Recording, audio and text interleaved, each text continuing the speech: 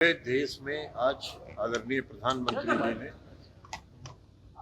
Virtual के माध्यम से पूरे देश भर में 51,000 नौजवानों को सरकारी नौकरी का नियुक्ति पत्र जारी किया है और बिहार में यहाँ 217 लोगों को नियुक्ति पत्र दी गई है। और आदरणीय प्रधानमंत्री जी का भाषण आपने विस्तार से सुना है। रोजगार के सृजन की दिशा में जो अलग अलग क्षेत्रों जो काम हो रहा है उसकी विस्तार से आदरणीय प्रधानमंत्री जी ने चर्चा की है। रोजगार सिर्फ सरकारी नौकरी नहीं होता है, रोजगार के अवसर मिले चाहिए और जो नए स्टार्टअप्स के माध्यम से, एमएसएमई के माध्यम से और जो इंफ्रास्ट्रक्चर डेवलपमेंट के माध्यम से जो रोजगार के नए नए अवसर पैदा हो रहे हैं, करोड़ों लोगों को रोजगार पैदा किया जा रहा है। विदेशों में, कई देशों में भारतीय नौजवानों को रोजगार के नए अवसर और स्किल ट्रेनिंग के लिए, उनके कौशल विकास के लिए जो व्यवस्था की गई है उसकी विस्तार से आदरणीय प्रधानमंत्री जी ने चर्चा की है।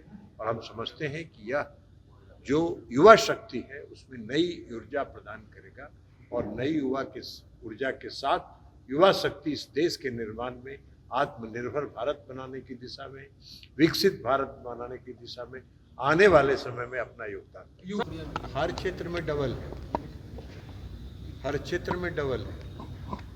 तो इसलिए जो मैंने कहा एक बात कि बोलना और करना दोनों अलग अलग चीज़ें। कुछ लोग बोलने का काम करते हैं, कुछ लोग करने का काम करते हैं। तो आदरणीय प्रधानमंत्री जी में और बिहार में आदरणीय मुख्यमंत्री नीतीश कुमार जी रोजगार सृजन की दिशा में काम कर रहे हैं। डबल इंजन की सरकार है। बिहार में आप लोगों ने देखा कि 2,25,000 शिक्षकों की नियुक्ति हुई, पुलिस सेवा में भर्ती हुई। आपने देखा भारत सरकार ने विस्तार से बताया, आदरणीय प्रधानमंत्री जी ने, कि अलग अलग क्षेत्रों में रोजगार के नए अवसर प्रदान किए जा रहे हैं। तो ये करने की बात है। और कुछ लोग बोलते रहते हैं, वो याद नहीं करते हैं कि उनके माता और पिता 15 साल बिहार में रहे। एक बार यह भी तो उनको बताना चाहिए कि मेरे माता और पिता के बिहार में शासनकाल के दौरान कितने नौजवानों को बिहार में रोजगार मिला।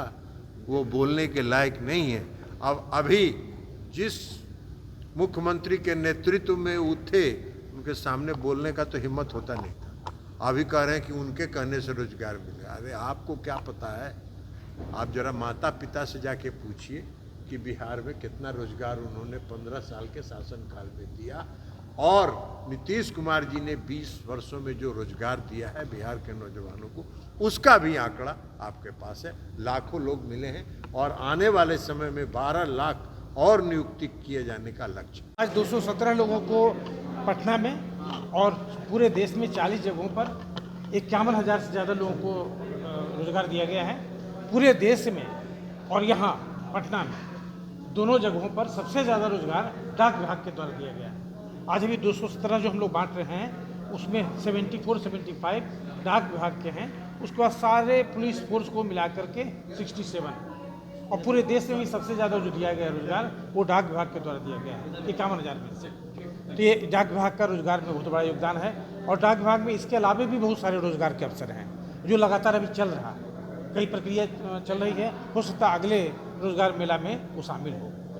एक तो बात यह है। दूसरी बात यह है कि ये बहुत ही महत्वपूर्ण है क्योंकि बहुत ही कठिन परिश्रम के बाद, बहुत ही मेहनत के बाद, बहुत ही लगन के बाद जॉब को लोग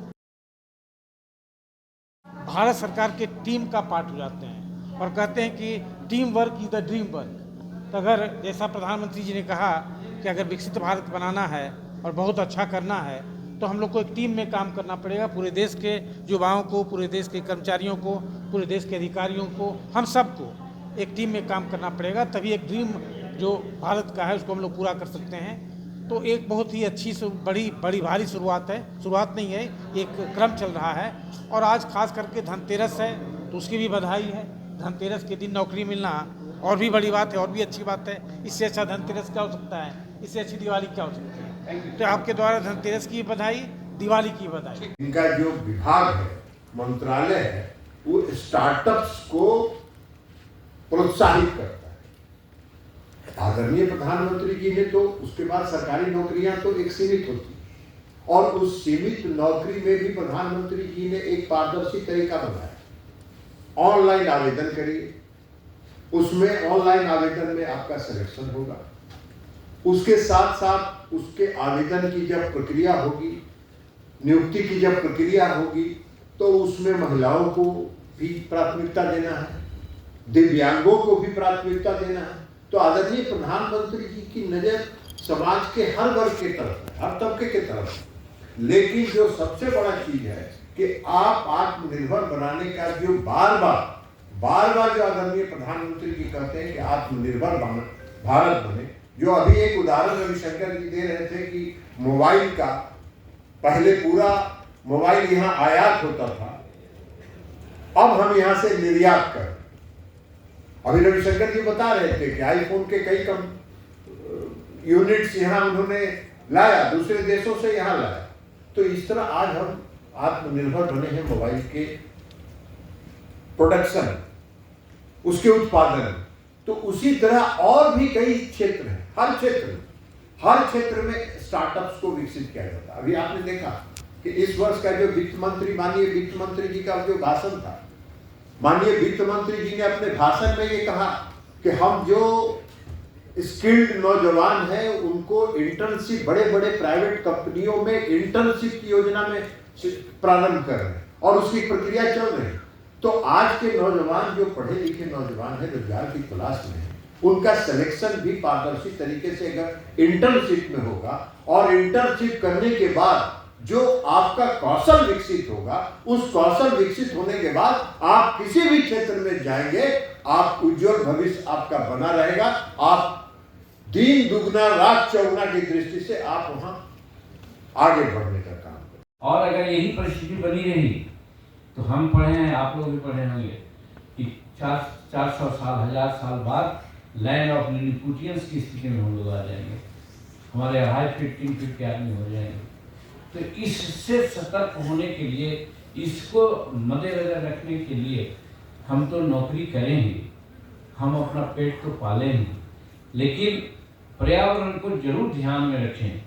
और पर्यावरण को अगर ध्यान में हम रखेंगे तो निश्चित है कि हमको गृहस्थी की ओर, खेती की ओर विशेष ध्यान देना होगा।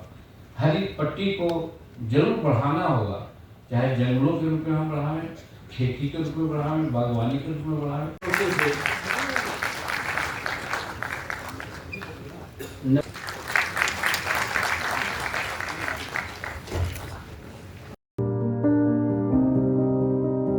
देश के यशस्वी प्रधानमंत्री नरेंद्र मोदी का हजारीबाग में आगमन और हजारीबाग के छठ तालाब में हो रही भव्य गंगा आरती में सभी लोगों का हार्दिक अभिनंदन और स्वागत है। निवेदक भाजपा नेता अमित सिन्हा।